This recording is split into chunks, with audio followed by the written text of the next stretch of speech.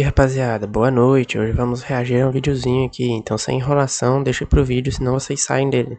Pra O ano reagir a era esse 2000 e videozinho, o Yahoo era o maior site de bora lá pesquisa do então. mundo. A Microsoft estava prestes a sair do Windows 98 para o Windows 2000 e logo depois para o lendário Windows XP, e as pouquíssimas pessoas que tinham um computador em casa eram vistas como membros da classe média alta no Brasil. A internet estava crescendo muito e estava todo mundo olhando com muito entusiasmo. Cara, só tive computador faz, sei lá, menos de um ano. Não tô falando sério. Inclusive os investidores. Mas foi nesse contexto que a internet passou por um evento catastrófico. Em março de 2000, aconteceu o estouro da bolha.com, resultado justamente da supervalorização das empresas de serviços online, causando graves consequências e mudando o rumo da internet. Ou se vocês curtem esse tipo de vídeo aqui sobre a internet, não esqueça de deixar um like aí embaixo e se inscrever se vocês forem novos por aqui, e surgiram temas aí relacionados que vocês querem que eu fale sobre, beleza? Agora, antes da gente começar, vamos a uma palavrinha do nosso patrocinador. Pessoal gamer, se liga nas promoções de janeiro aqui da Bonox. Pra quem não conhece, tem IPS pra comprar porque ele é diferente. Gift cards de rotativos, então fique de olho no site, esqueçam de dar aí. Vamos ver, dia que a internet quase acabou.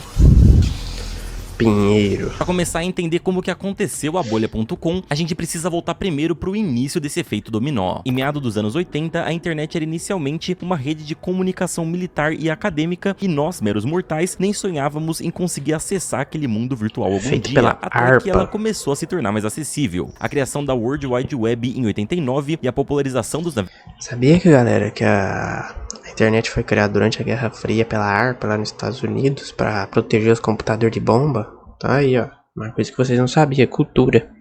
Navegadores fizeram com que a internet tivesse um propósito de informação, conhecimento e entretenimento que antes não existia. Empresas pioneiras como a Netscape, que lançou um dos primeiros navegadores da internet, começaram a surgir, mostrando que além de entreter e informar, tinha uma coisinha mágica que a internet podia te ajudar a fazer: ganhar dinheiro. Em 1995, a própria Netscape foi avaliada em 2,9 bilhões de dólares, e quando todo o mercado econômico percebeu que uma empresa que surgiu na internet podia valer tudo isso, eles entraram em êxtase. Os investidores começaram a ver a internet como uma terra de oportunidades e a percepção era de que quem chegasse primeiro ia poder se estabelecer para que, em poucos anos, alcançasse bilhões em valores de mercado. Afinal, cada vez mais gente entrava na internet e a previsão era de que esse número só aumentasse ao longo das décadas seguintes. Aqui no Brasil, inclusive, a internet era tratada como uma espécie de divindade, uma entidade mística, onde você podia ter acesso a qualquer informação que quisesse na hora que desejasse. Essa era ficou muito conhecida aqui pelos veículos de notícia brasileiros como a era da informação. Inclusive, até matérias brasileiras entraram nessa de que seria possível todo mundo ficar rico usando a internet. Se liga só nesse trecho do Globo Repórter de 95.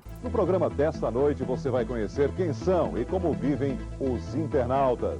O aposentado que mora numa vila de pescadores e viaja pelo mundo sem sair de casa. Os médicos que atendem um paciente a quilômetros de distância. Empresários que ganham dinheiro em escritórios montados no próprio apartamento. Outra coisa que aconteceu mais ou menos nesse período e mudou para sempre a história de como a gente acessava a internet foi o lançamento do famoso Windows 95. Dessa vez, pensando no usuário padrão antes de pensar em grandes empresas, o Windows 95 introduziu uma interface de usuário revolucionária para a época, com o menu de iniciar, a barra de tarefas e o sistema de minimizar, maximizar e fechar janelas. Cara, a galera devia usar um torrent nessa época, né, velho? Só que o torrent foi bem depois, né? Primeiro veio o Pirata Bay, o Mega Upload, sites aí complicados. Fiquei sabendo pra esse canal aqui também, um canal muito bacana aqui de internet.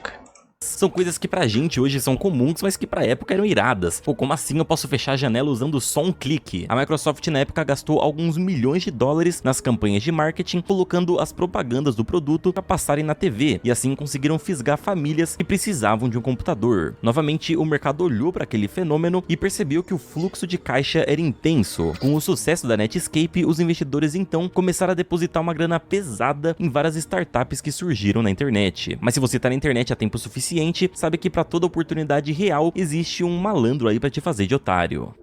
Uma cena que exemplifica isso muito bem acontece no filme O Lobo de Wall Street, quando o personagem do Leonardo DiCaprio, que inclusive foi baseado num desses investidores da vida real, vende uma startup a um preço absurdamente alto para qualquer cidadão, prometendo para ele que em alguns anos ela ia valer milhões. Então sim, haviam de fato muitas startups e empresas que poderiam valer muita grana ao longo dos anos, mas tinha muita gente querendo sair por cima. No fim da década de 90, empresas como o Yahoo, o eBay e a Amazon ganharam destaque e foram avaliadas em alguns milhões de dólares na bolsa, o que deixou o mercado ainda mais eufórico. Mas se você manja de economia, ações ou coisas do tipo, você deve saber que é sempre um perigo quando algum mercado começa a supervalorizar muito rapidamente e a busca por oferta se torna muito maior do que a demanda. O mercado de ações, especialmente o Nasdaq, que é uma bolsa com foco em tecnologia, viu aumentos sem precedentes acontecendo. Empresas novas da internet surgiam a cada segundo, enquanto as já estabelecidas tinham suas ações supervalorizadas em tempo recorde. Alguns economistas e analistas começaram a alertar sobre uma bolha em potencial,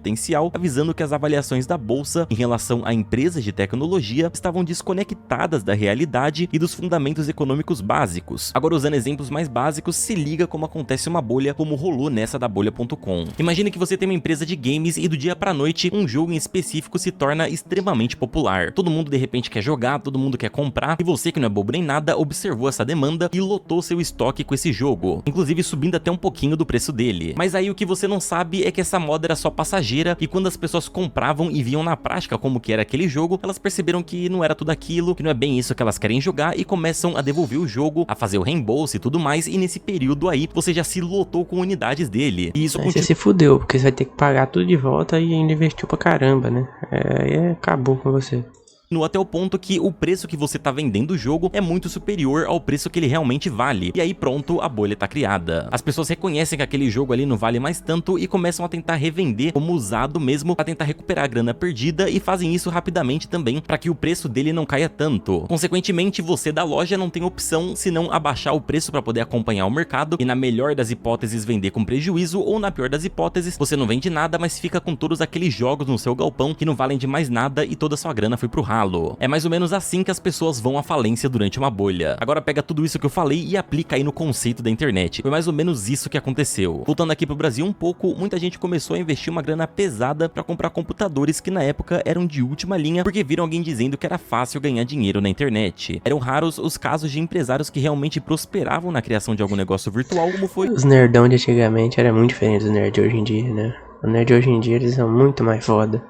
E o caso do Sérgio, que criou um sistema de pagamento à distância e aparece aqui nessa matéria também de 95. Hoje em dia teria um computador RGB aqui com ventoinha, puta que pariu toda, aqueles negocinhos, não sei o que, tica-catica. Game também montou um escritório dentro de casa com máquinas super avançadas. Este aparelho identifica a mão e a senha do dono, sem chave, tanca ou cartão magnético. Só então os dados ficam disponíveis. Sérgio pilota 2 computadores. Um deles, o controle remoto. É o empresário high-tech. Your father believed in the rules of the heart. Propaganda. But the heart was not meant to rule. Duna. Allegiance is to you.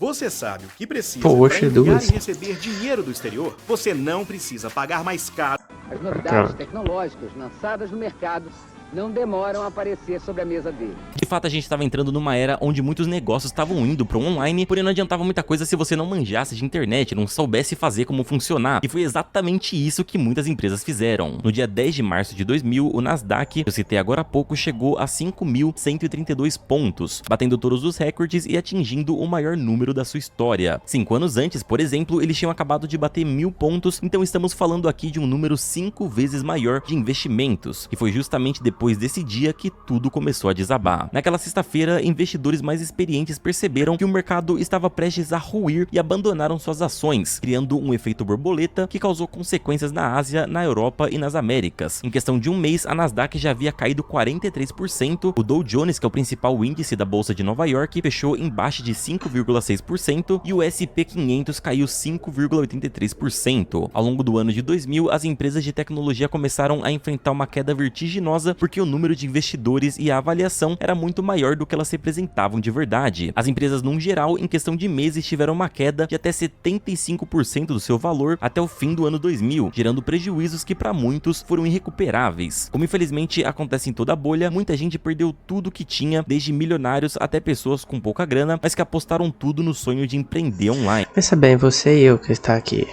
a gente pelo menos ia perder pouco, né? A gente não tem muita coisa mesmo.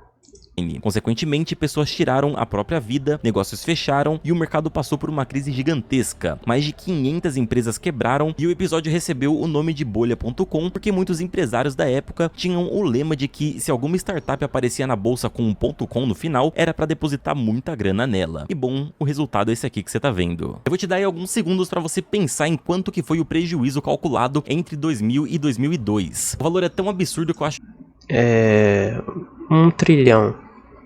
Difícil vocês acertarem, que bom, ele foi de 5 trilhões de dólares. Pois é. Passei perto, errei por 4.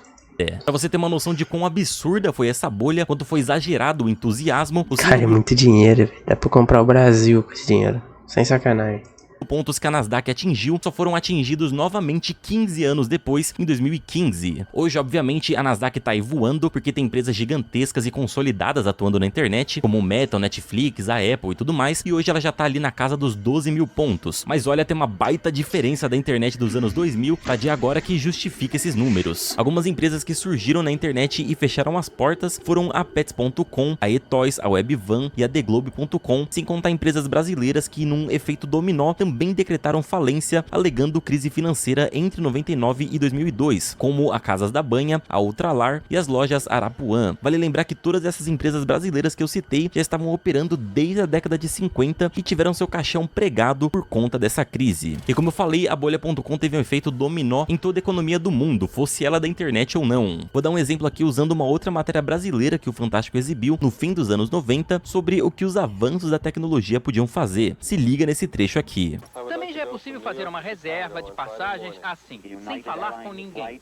Você diz ao computador o que gostaria, o percurso, o dia, o horário. Ele fala para você as opções.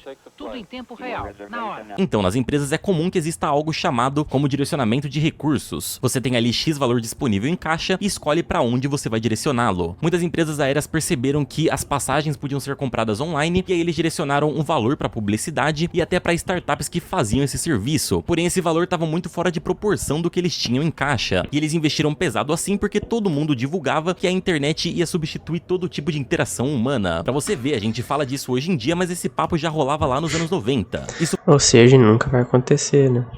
Você fala isso desde sempre é porque não acontece. Inteligência artificial não tem nada a ver com inteligência de verdade. Isso é um fato.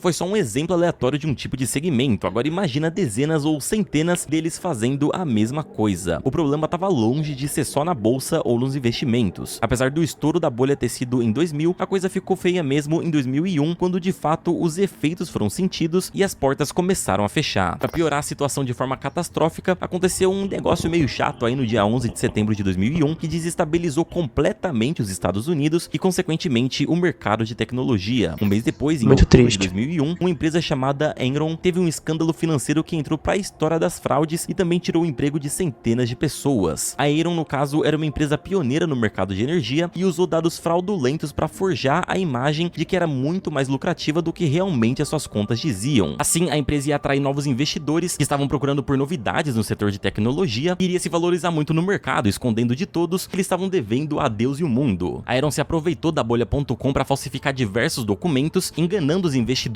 e analistas sobre a real saúde da empresa, e quando tudo veio à tona em 2002, eles quebraram. O esquema da empresa foi descoberto e eles decretaram falência 3 meses depois, resultando na perda de milhares de empregos e no prejuízo para os acionistas que jamais foram ressarcidos pelo que investiram. Como consequência, o Congresso dos Estados Unidos aprovou a Lei Sarbanes-Oxley, que tinha como objetivo principal restaurar a confiança dos investidores na integridade dos relatórios financeiros das empresas, aumentando a transparência dos seus ganhos e das suas perdas. Enquanto Enquanto isso, aqui no Brasil, a população mal tinha acabado de se recuperar do tal bug do milênio, que fez muita gente achar que a internet ia travar completamente na virada do milênio e, consequentemente, fez com que dezenas de empresas investissem mais em segurança cibernética. Após 2002, o setor de tecnologia começou uma recuperação gradual. Empresas que na época eram sólidas o suficiente para sobreviver ao estouro da bolha começaram a ressurgir com mais força e com menos competição, como a Amazon e o Google. Algumas empresas tiveram um baque gigantesco, como o Yahoo, que era o maior buscador da internet, e hoje quem toma esse lugar é o Google. O período pós-bolha foi marcado pelo surgimento de novas tecnologias e empresas, e nos anos seguintes a gente viu aí o surgimento das redes sociais, dos smartphones e toda a economia da internet que finalmente começou a girar no tempo certo. A partir de 2005, a internet entrou oficialmente na era das redes sociais e nós aqui no Brasil vimos surgir o Orkut, que ocupou nosso território de uma maneira absurda e levou outras empresas a olharem mais para o Brasil como potencial de usuários. O Facebook, o LinkedIn e o Twitter também surgiram nessa época e o comércio eletrônico também começou a crescer muito, com plataformas como Amazon e eBay, e tudo isso ajudou muito a influenciar positivamente no mercado tecnológico. Agora, de fato, era um bom negócio fazer compras e vendas pela internet e as possibilidades eram enormes. Em 2007, nós vimos o surgimento das primeiras empresas que apostaram em compartilhamento em nuvem e os primeiros iPhones chegaram para revolucionar também o mercado de celulares. Em 2008, os Estados Unidos entrou no seu colapso financeiro mais pesado desde 1929 por conta do setor imobiliário, mas dadas as proporções, o mercado 2008, né, a crise lá que